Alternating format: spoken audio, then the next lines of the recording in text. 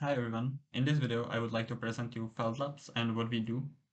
Felt Labs is a tool for machine learning and federated learning on top of Ocean Protocol. It uses all the native functions provided by Ocean Protocol, so as long as you have your data published on Ocean Protocol, you can use Felt Labs.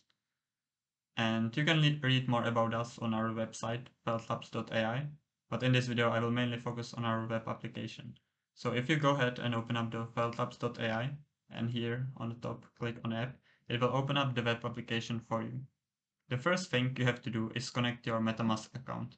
I already did that, so if I click connect, it will automatically connect my account, and I will be using the Mumbai test network.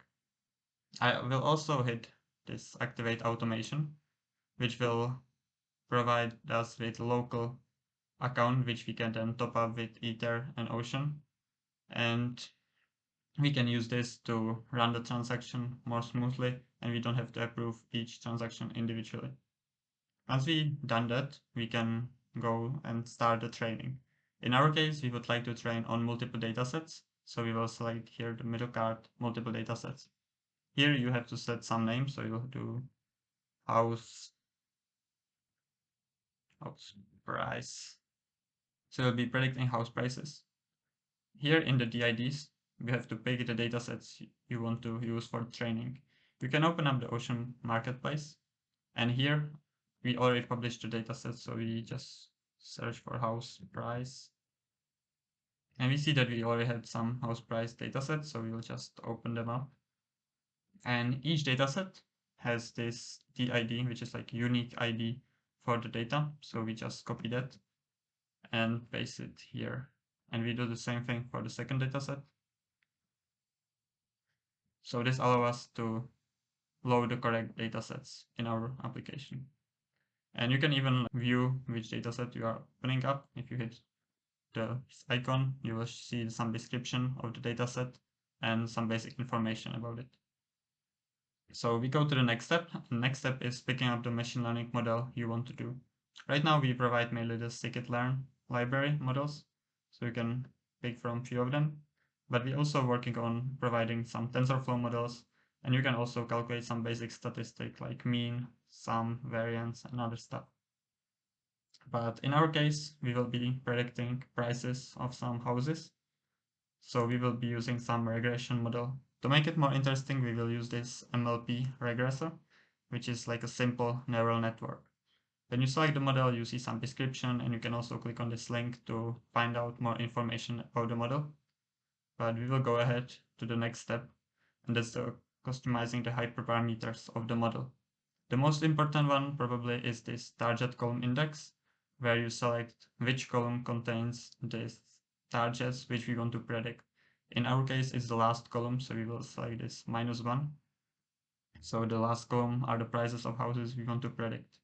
And then you can configure some other hyperparameters. In our case, we can change the hidden layer size. Because we don't have so many data, we will use something small, so like 10, 5. So you'll use 2 hidden layers, one 10 and one 5 neurons. And you can set up other parameters as well, so learning rate, batch size, etc. Once you're done with that, you can hit submit, which will start the compute jobs for you.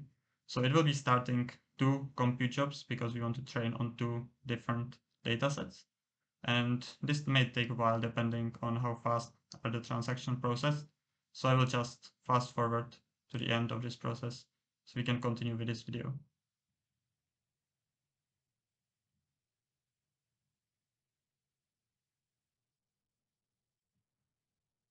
And we are finished.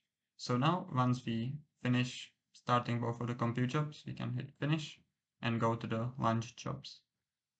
Here we see that we have the house price project, which we just started, and we can see the status of the compute jobs we started. So we see that we started 2 local trainings on 2 different datasets, and right now the status is just warming up. But if you reload the compute jobs, we see that the first one already finished and the second one is still running.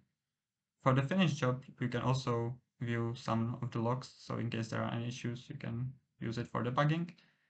And now we just have to wait for the second job to finish as well. For that, you just have to reload a few times. And once both of the jobs are finished, you can actually select which one you want to use for aggregation. So on the right side, when you use these checkboxes, you can select which two compute jobs you want to aggregate. And because we are training on multiple data sets, we first have to aggregate these local trainings into the final model. So we will select both of them and aggregate. And the aggregation process will take these two models, which were like results of the local training, and combine them into the single final model, which we can then use for the prediction. Once again, this process may take a while depending how fast are the transactions processed. So I will once again speed it up. Once we are finished with starting the aggregation, we can once again hit finish. And we see that in this aggregation section, we have one aggregation running, and we are aggregating these two DIDs, so the results from these two datasets. Once again, you have to reload to update the status, and we just have to wait until the aggregation is finished. Once the aggregation is finished, we can go to our final step, and that's downloading the final model. So we just hit the action, download the final model, and then we want to use it for prediction. So we see that we downloaded the model into the download folder. So I will just open up the terminal, which I already prepared, and we can check that we have the file final model house price JSON. We see that we just now downloaded the final model file. So we will open up Python, so Python 3.9. We will use Python 3.9, that's the recommended one for our library. And we have installed the FeltLabs library before, so we can just import the load model functions from it. So from FeltLabs model, import load model. It will load our library, and then we can load the model. So model equals load model final model house price JSON. And this loads the model for us. I already had some data prepared, so we'll just paste it here. So these are the data of the houses. You can see that there are square feet, the size, number of bathroom, bedrooms, etc. And we can use this with our model to predict the price. So do model predict data. And this predicts the prices for each of the houses defined in this array. So we had 3 different houses, and we predicted 3 different prices. And that's basically how you can use FeltLabs. So you can try it with your own data, with your own projects. And if you want to learn more, go to our website. We have our documentation there as well, and read more about it and try it yourself.